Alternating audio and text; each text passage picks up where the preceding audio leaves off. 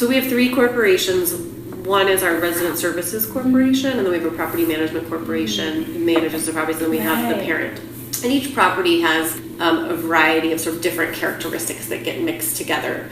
So the most typical ones are, we have senior properties, and those have age restrictions, either 55 and older or 62 and older. So that's a whole class of properties that we run and operate, and they have services and sort of, it's not necessarily case management, but services for residents to help them age in place, remain healthy, computer literacy.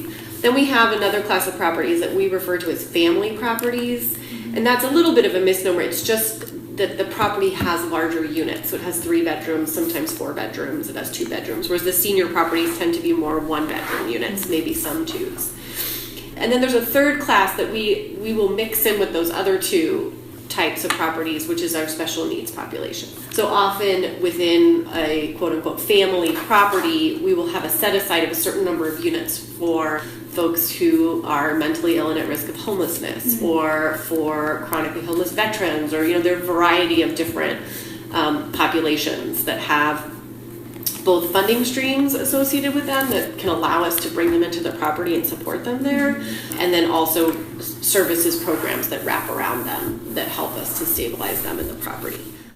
It's proximity to good transit and services. What we really try to do is find and sites that are already zoned for multifamily. So that's not always the case. We do have projects where we're going to be amending the general plan, but it's because it's consistent with the surrounding neighborhood or whatever. So not putting housing in the middle of an industrial park or out in the middle of the fields, but close to services, close to transportation.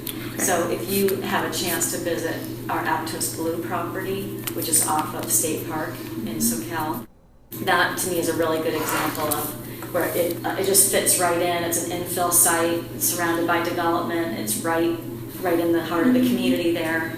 There are so many factors in selecting land. It's very hard to find land. Particularly hard in this county. Because you've got to thread the needle of something that's big enough to make something viable, that's zoned appropriately or could be zoned appropriately, that has a reasonable owner that's willing to sell to you at a reasonable price, which isn't necessarily a common thing. Is near these services that we need it to be near.